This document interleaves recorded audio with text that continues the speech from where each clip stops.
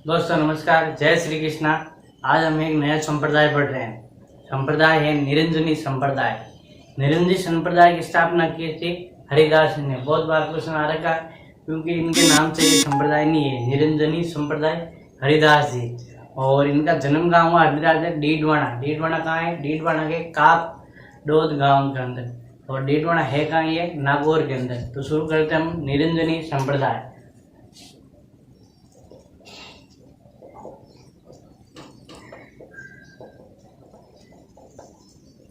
इनके प्रवर्तक थे हरिदास जी। इनका जन्म कहाँ हुआ? डीडवाना।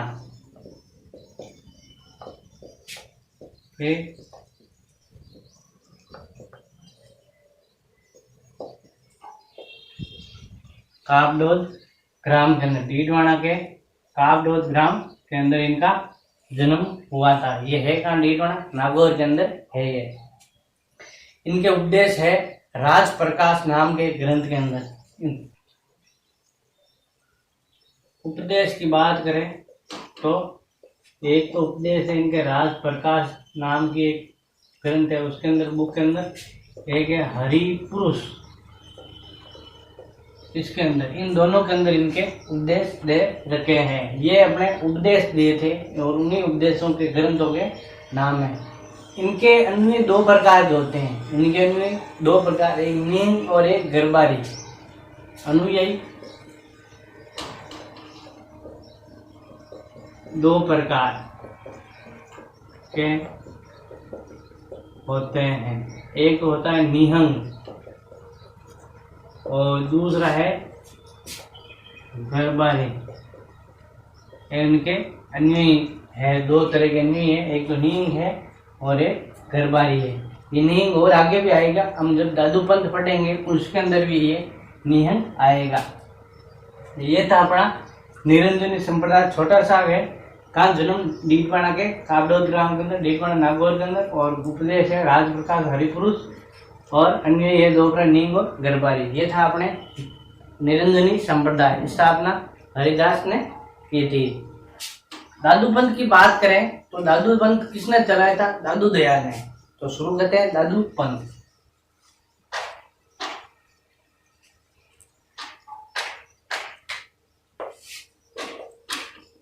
दादू पंथ चलाया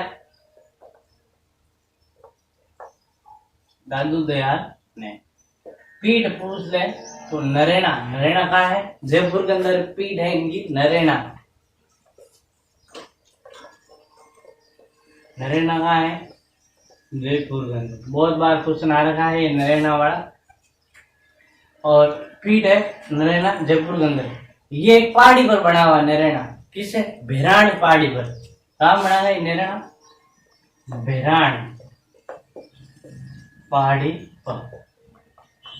क्वेश्चन आ जाए भेराण पहाड़ी नरेना है, वो भेराण पहाड़ी पर बना हुआ है।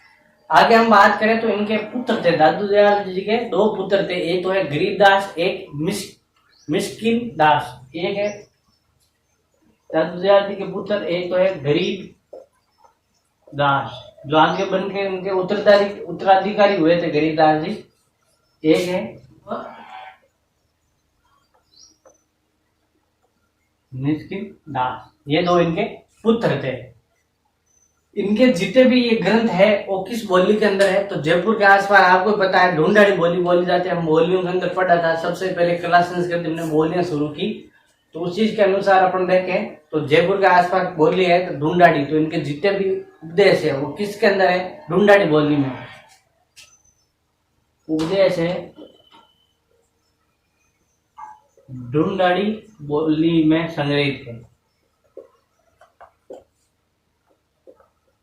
संग्रहित है। दादू दयाल बोली कौन सी? और इनका एक फेमस ग्रंथ है, आपको 2-4 बार आप वर्ड पेपर देखोगे तो उसमें मिल जाएगा। इनका ग्रंथ है काया बेली। इनका ग्रंथ का नाम है काया बेली। इनका ये ग्रंथ है, बहुत फेमस ग्रंथ है। 2-3 बार ये क्वेश्चन आ रखा है, काया बेली। ये इनका ग्रंथ है। राजस्थान को इनको क्या कहते हैं? राजस्थान की कबीर कहा जाता है। ये भी बहुत बार क्वेश्चन आ रहा है, राजस्थान के कबीर दादू दयाल को कहा जाता है। इनको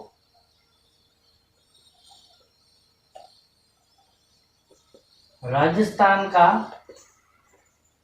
कबीर कहते हैं। राजस्थान का कबीर किसको कहते हैं? दादू दयाल जी को राजस्थान का कबीर कहते हैं। अकबर से भेंट कर उन्होंने इन्हें उपदेश दिए थे। अकबर से भेंट की थी इन्हें दादू दयाल जी ने। किन से भेंट की? तो यहाँ एक छोटा सा पॉइंट लिखते हैं, अकबर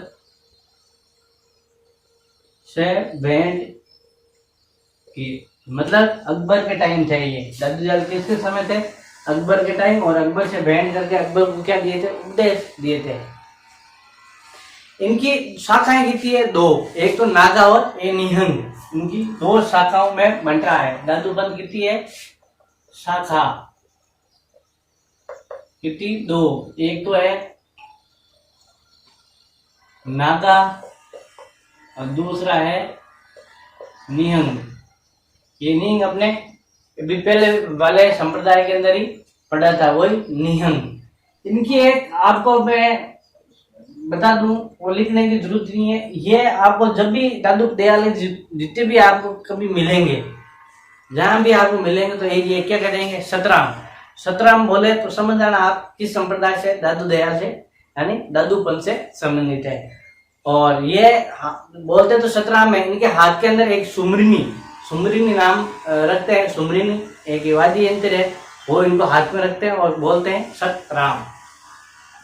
दादू पंथ के सत्संग अलग दरीबा कहते हैं। दादू पंथ के जितने भी सत्संग होते हैं वो क्या कहलाते हैं? अलग दरीबा।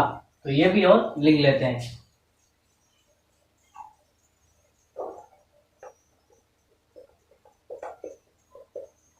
दादू पंथ के सत्संग अलग दरीबा कहलाता है।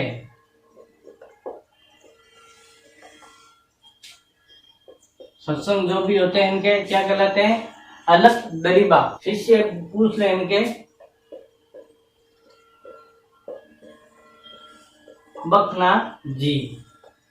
दूसरे शिष्य इनके रज्जब जी। बखना जी, रज्जब जी, सुंदरदास,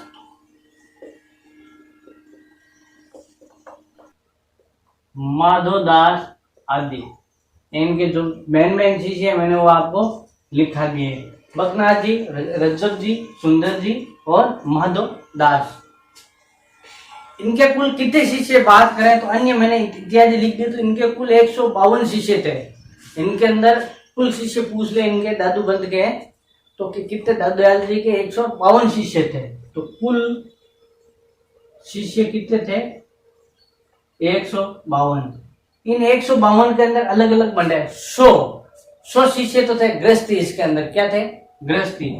100 तो थे इनके अंदर गृहस्थी और 52 थे इनके साधु। दोनों गृहस्थी भी थे और साधु थे। 100 थे गृहस्थी और 52 थे साधु। टोटल शिष्य पूछ लेते थे 152।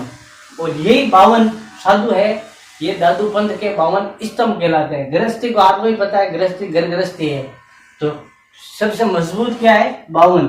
तो यही दादू पंथ के 52 साधु है, ये 52 स्तंभ कहलाते हैं। दादू पंथ के 52 स्तंभ किसको कहते हैं? 52 साधुओं को कहा जाता है। तो यहाँ लिखते हैं 52 साधु, 52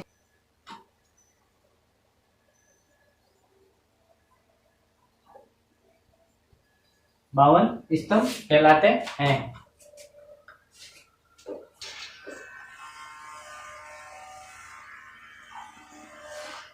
आगे हम बात करें इनकी, तो दादू के मरने के बाद 6 शाखाएं बनी थी। दादू पंथ के जब इन्होंने अंतिम समय निकला, इनका अंतिम समय होने के बाद इनकी 6 शाखा अलग अलग दादू पंथ कितने भागों में बन गया? 6 भागों में करने। एक बार तो जरूर क्वेश्चन आ रखा है, 6 भाग कौन कौन से? हम वही लिखेंगे। पहले बता देता हूँ। 6 भाग इनके मरने के बाद हुआ था। जब इनकी जीवित थे तो 2 शाखाओं के अंदर नागा और निहंग, ये 2 शाखाएं थी। लेकिन जैसे इनकी मृत्यु हुई, ये 6 शाखाओं के बंट गया था। तो मेरे दोनों ही क्वेश्चन एक ही है। जब इनका जीवित है तब कितने भागों के अंदर थी? 2, नागा और नींग। और इनके मृत्यु के बाद 6 शाखाओं में बंट गया था।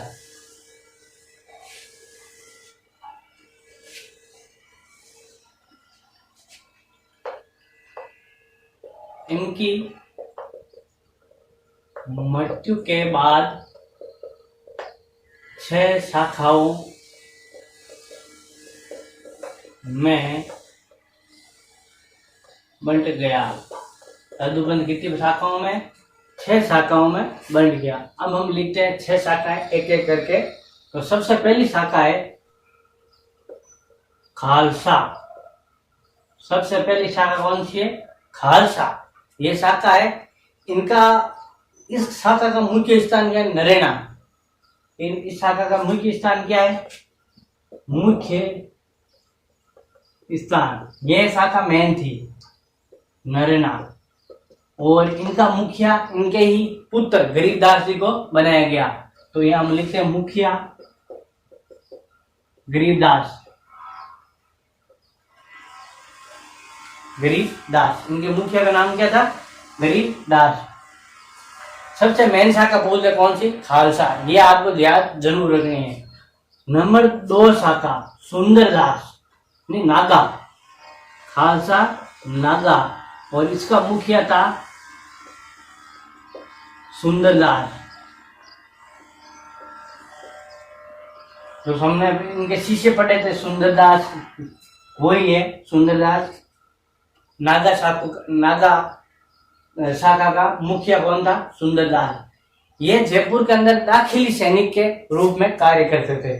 जयपुर के अंदर राजा, आप जब हिस्ट्री पढ़ाएंगे आपको तो एक जगह मैं जरूर बताऊंगा आपको कि किस राजा के समकालीन ये सैनिक के रूप में कार्य करते थे। तो ये शाखा है जयपुर के सैनिक के रूप में। यह है जयपुर दाखिली सैनिक के रूप में कार्य करते थे। क्वेश्चन आ जाए, जयपुर के अंदर दाखिली सैनिक के रूप में कार्य कौन करता था? नागा साधु। तो खालसा दूसरा है, नागा साधु इनका मुख्य था सुंदरदास, और खालसा का है गरीबदास। तीसरा है विरक्त और चौथा है खाकी। तीसरा है विरक्त, इनकी कोई विशेषता नहीं है। चौथा है खाकी। एक बार जरूर क्वेश्चन आ रखा है, इसीलिए मैं ये शाखा लिखा रहा। 5वां है उत्तरादे। उत्तरादे 5वां कौन से है? उत्तरादे वे स्तनधारी। ये एक शाखा है इनकी, उत्तरादे वे स्तनधारी। ये 5वीं शाखा के है। इनका मुख्य केंद्र पूछे तो थांबा। थांबा कहाँ है? हिसार के अंदर। मुख्य केंद्र पूछ ले इनका थांबा। थांबा कहाँ है? गुजरात, नहीं हिसार। थांबा कहाँ है? हिसार के अंदर इनकी मुख्य शाखा है। उत्तरादे या स्तनधारी की मुख्य शाखा कहाँ सी है? राजस्थान से बाहर है, थांबा हिसार के अंदर। और छठी है वही पहले वाला है, निहंग। और छठी लिख देते अपन नियम। ये थी दादूपंथ की 6 शाखाएं। खालसा, नागा जो जयपुर में दाखिली सैनिक के रूप में कार्य करते थे, तीसरा विरक्त, चौथा खाकी, 5वां उत्तरादे और छठा निहंग। ये थी दादूपंथ की 6 शाखाएं। इन 6 शाखा के बाद हम दादूपंथ के अंदर देखें तो बालिन जी नाम के एक और हुए थे। ये दादू दयाल जी के शिष्य थे और इन्होंने की रचना है आरिलो। तो एक बार और लिखते हैं पॉइंट।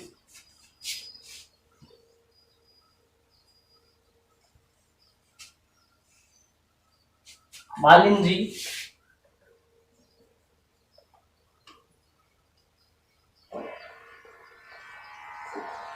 ये दादू जी के शिष्य, दादू दयाल के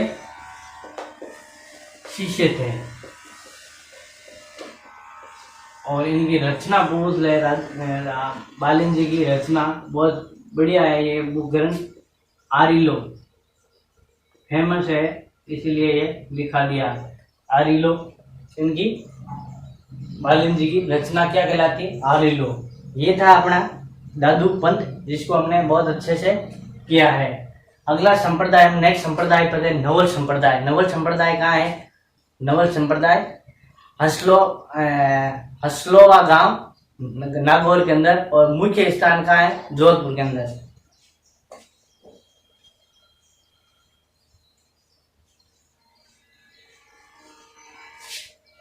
नवल संप्रदाय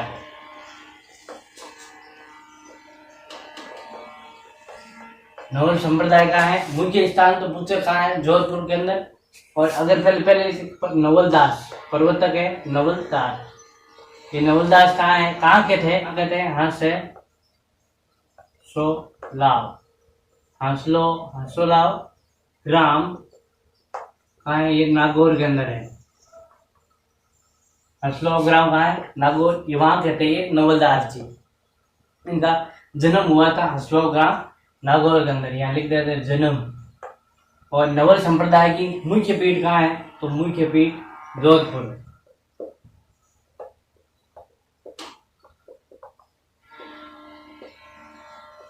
ये अपना हुआ नवल संप्रदाय। नवल समुदाय कौन थे? नवलदास जी।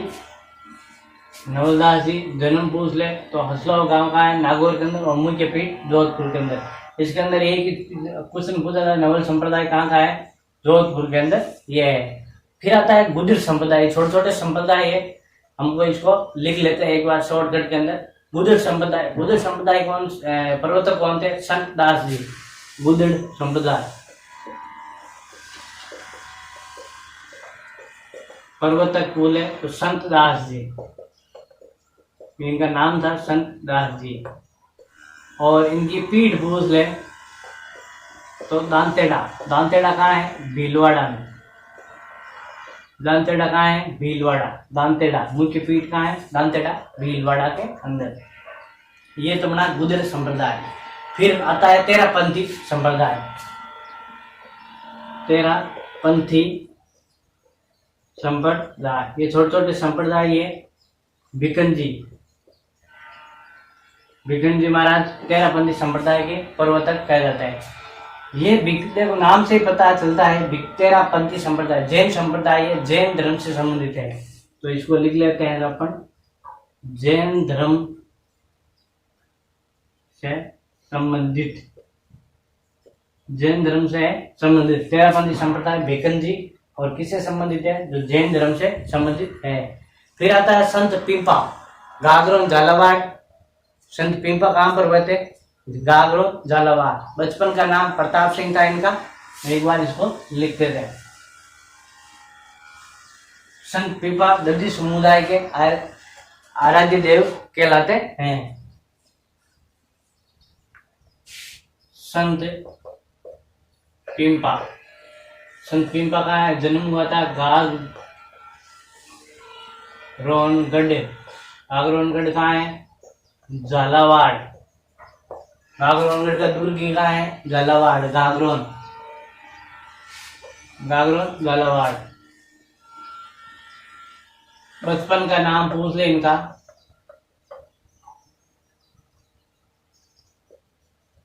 नाम प्रताप सिंह। बचपन का नाम क्या था? प्रताप सिंह। इन्होंने दीक्षा कहाँ से ली? तो दीक्षा ली रामानंद जी। हमने सबसे पहले संप्रदाय पढ़ा, उनसे इनके वह शिष्य थे, हमने वहां पर ही पढ़ा था इनका। रामानंद जी से दीक्षा ली, रामानंद संप्रदाय पढ़ा, उसके अंदर हमने लिखा था संत पिंपा उनके शिष्य के रूप के अंदर। रामानंद जी से सिख इन्होंने दीक्षा ली थी। संत पिंपा ने फिरोज शाह तुगलक को पराजित किया था, ये बहुत इंपॉर्टेंट है। संत पिंपा ने फिरोज शाह तुगलक को पराजित किया। दिल्ली की हिस्ट्री पढ़ेंगे, उसके अंदर एक आएगा तुगलक वंश। उसी तुगलक वंश से संबंधित है फिरोज शाह तुगलक। जब संत पिंपा ने फिरोज शाह तुगलक को पराजित किया था। तुगलक वंश है, 3-4 शासक हुए थे तुगलक वंश, उसी में से एक है फिरोज शाह तुगलक, उसको पराजित किया था। ये था अपना संत पिंपा। अगला संप्रदाय पढ़ते हैं निष्कलंक संप्रदाय। बहुत इंपॉर्टेंट संप्रदाय है निष्कलंक संप्रदाय है। छोटा लेकिन बहुत इंपॉर्टेंट है। प्रवर्तक है संत मावजी। संत मावजी, अगर संत मावजी की बात करें तो इन्होंने लसाड़ी आंदोलन चलाया था। क्वेश्चन आ जाए लसाड़ी आंदोलन किसने चलाया, तो संत मावजी के अंदर लासोड़ी आंदोलन चलाया। भिल्लो से, ये आदिवासी जाति से संबंधित है, चलाया संत मावजी, लसाड़ी आंदोलन चलाया था। मंदिर इनका बना हुआ साबला ग्राम, कहाँ है, डूंगरपुर के अंदर। संत मावजी का मंदिर पूछ ले तो साबला ग्राम, साबेला ग्राम कहां पर है, डूंगरपुर के अंदर। साबला ग्राम डूंगरपुर के अंदर मंदिर बना हुआ है संत मावजी का। इन्होंने 5 बड़े ग्रंथों की रचना की, जिन्हें चोपड़ा कहा जाता है। इनकी जो 5 ग्रंथ की रचना बड़ी बड़ी है, 5 ग्रंथों के अंदर बड़े ग्रंथ, बाकी तो बहुत सारे की, लेकिन इनके 5 बहुत बड़े ग्रंथ है और उन्हीं ग्रंथों को क्या कहा जाता है, चोपड़ा। जिनमें से एक दो आपको बता देता हूँ। जिसमें कृष्ण लीला, नाम ही देखो कृष्ण भगवान से संबंधित है, तो उनकी एक, जिनमें से क्या, एक तो कृष्ण लीला हो गई, एक है भविष्यवाणियां, जो भविष्य के अंदर ये होने वाला, ये संत मावजी ने पहले बता दिया था। और इन्हीं की ग्रंथों में से 5 ग्रंथ है ये से, कृष्ण लीला है, भविष्यवाणी है। इनको क्या कहा जाता है, सम्मिलित रूप से चोपड़ा कहा जाता है। क्वेश्चन आ जाए कहीं कि चोपड़ा किससे संबंधित है, संत मावजी की 5 बड़ी रचना क्या कहलाती है, चोपड़ा कहलाती है।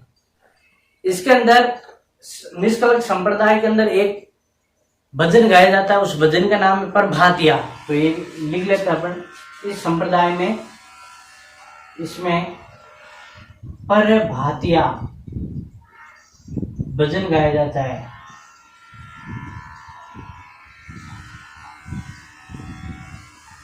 आपको YouTube पर कहीं मिल जाएगा ये प्रभातिया भजन किस संप्रदाय से संबंधित है, तो निष्कलंक संप्रदाय संबंधित है। ये था अपना निष्कलंक संप्रदाय। संत मावजी लासोड़ी आनंद चलाया और इनका मंदिर बना है साबला ग्राम डूंगरपुर के अंदर। इनकी 5 बड़ी रचनाएं क्या चोपड़ा कहलाती है, जिसके अंदर कृष्ण लीला, भविष्यवाणी आदि संबंधित है। और निष्कलंक संप्रदाय इनमें एक प्रभातिया भजन गाया जाता है। ये था अपना निष्कलंक संप्रदाय। इसके बाद अब एक बात करें तो एक पॉइंट शॉर्ट में लिख लो, एक छोटा सा संप्रदाय। अणुव्रत आंदोलन किसने चलाया था, तो आचार्य तुलसी ने।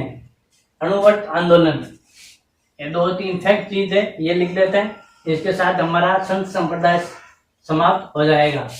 अणुव्रत आंदोलन,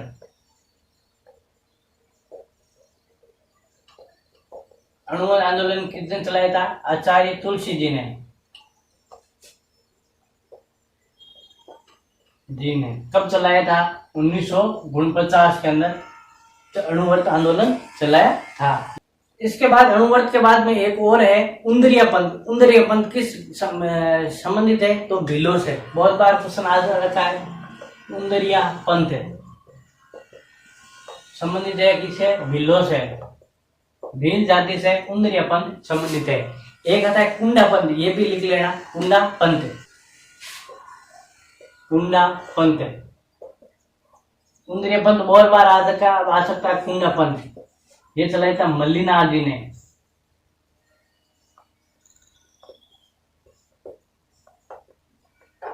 प्रवर्तक पुरुष इनका तो कौन है, मल्लीनाथ जी। कुंडा पंथ मल्लीनाथ जी।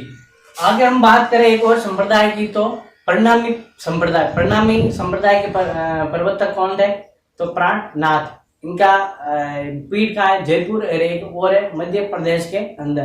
तो परिणामी संप्रदाय,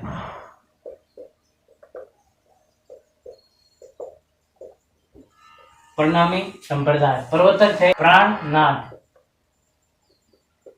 प्राणनाथ इनके प्रवर्तक है। और एक छोटा सा और लिख लेते हैं अपन, लघुलिश संप्रदाय। लघुलिश संप्रदाय, लघुलिश संप्रदाय ये किनसे संबंधित है? ये शिव भगवान से संबंधित है, तो इसको कहते हैं पाशुपत से संबंधित।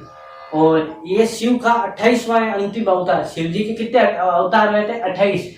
और इन्हीं को लघु संप्रदाय को ही शिव जी का 28वां अंतिम अवतार माना जाता है। ये आप एक बार लिख लो। उदयपुर के अंदर जो राणा बप्पा, अपन हिस्ट्री पढ़ेंगे मेवाड़ की, उनके अंदर राणा बप्पा आएंगे। और एकलिंग भगवान के अंदर वहां पर मंदिर बना हुआ है राणा बप्पा के द्वारा। तो एकलिंग भगवान का जो मंदिर है वो किस संप्रदाय से संबंधित है? लघुलिश संप्रदाय से संबंधित है। और इन्हीं को भगवान का, शिव भगवान का 28वां अवतार, अंतिम अवतार माना जाता है। ये था अपना आज संत और संप्रदाय, जिसके साथ हमने पूरा संत संप्रदाय पूरा पढ़ लिया, जिसके अंदर सारे संप्रदाय हमने एक बार पूरा रिविजाइट कर लिया है। अब मिलते हैं हम नेक्स्ट क्लास के अंदर और नेक्स्ट एक चैप्टर नया शुरू करेंगे। तब तक के लिए आपको सभी को जय श्री कृष्णा।